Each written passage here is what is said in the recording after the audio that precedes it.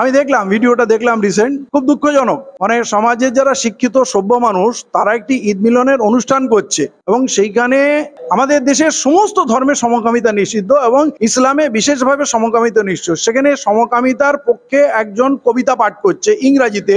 ওখানে তো শিক্ষিত সমাজ যেই মুহূর্তে বুঝলো এটা একটা গর্হিত নোংরা কাজ সমকামিতা, সেইটার উপরে সমর্থনে করছে, তাহলে সঙ্গে সঙ্গে ওনাকে রিকোয়েস্ট করা উচিত ছিল প্লিজ এখানে এই জিনিসটা করবেন, এটা আমরা অ্যালাউ করবো না।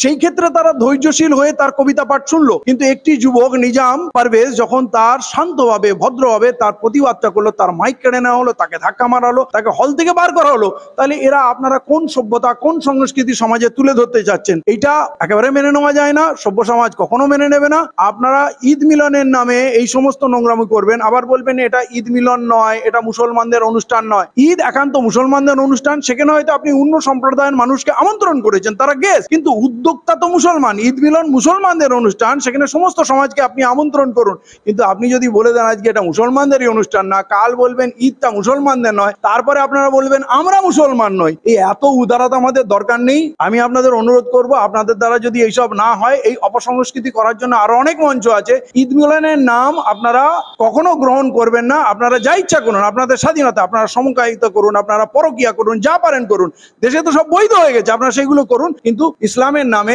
ঈদ মিলনের নামে এই নোংরামগুলো করবেন না। এবং আগামী দিনে আপনারা সাবধান থাকবেন এই ধরনের ভুল যেন না হয়, কারণ এটা আমরা খুব আহত। মঞ্চ করে প্রোগ্রাম করলে কবে করুক, আর যদি বলে যে না আমরা এই ধরনেরই কবিতা পাঠ করব, তাহলে বলুক, তাহলে আমরা আসবো, তাহলে আমরাও দেখবো এই ধরনের কবিতা কি করে পাঠ করে।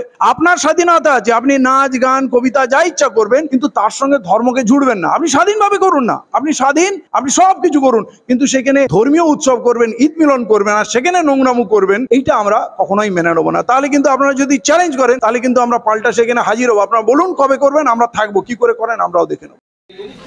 প্রথমেই আমি সবাইকে ধন্যবাদ জানাই। আমার নাম হচ্ছে নিজাম পারভেজ, আমি এনপিটিভি নামে একটি অনলাইন মিডিয়া চালাই। তো ফার্স্ট অফ অল ঈদ মিলনটি হচ্ছে খুব সুন্দর, ধন্যবাদ ঈদ মিলন করার জন্য। ঈদ মিলন মানে আমার আজকে প্রোগ্রাম নিয়ে কিছু ফিডব্যাক বলতে চাই। তো প্রথম কথা হচ্ছে এখানে প্রি মিক্সিং রয়েছে। মুসলিমদের অনুষ্ঠান প্রি মিক্সিং কেন হবে, ফার্স্ট কথা। সেকেন্ড, এখানে একটু আগে ম্যাডাম কবিতা পড়ে গেলেন, যেটা সমকামীদের সমর্থন।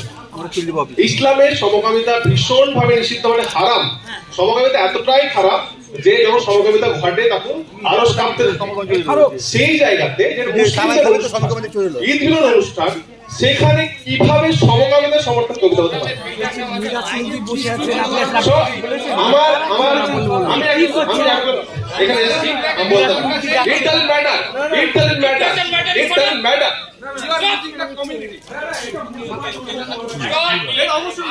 এখানে ঈদ মিলন উৎসব আমরা ঈদ মিলন সবাই এক মিনিট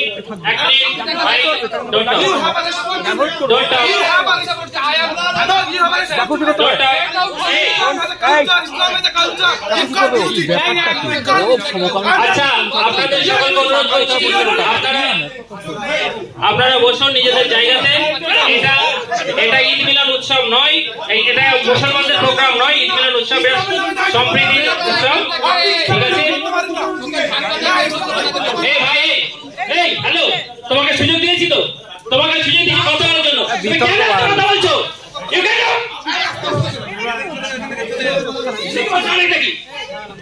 এখানে কি হচ্ছে নাকি? দুটো থেকে প্রোগ্রাম চালাচ্ছি, সুন্দরভাবে প্রোগ্রাম চলছে, লাস্ট এসে আমি ওকে ভেবেছি আলিয়া ইউনিভার্সিটি স্টুডেন্ট, ওকে সুযোগ দিয়েছি।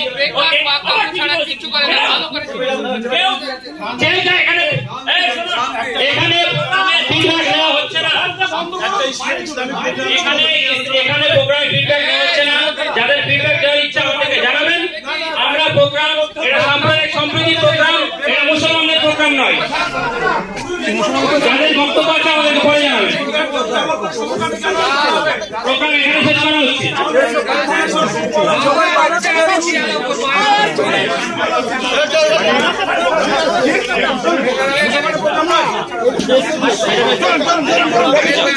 দাদা আপনারা কি জোরে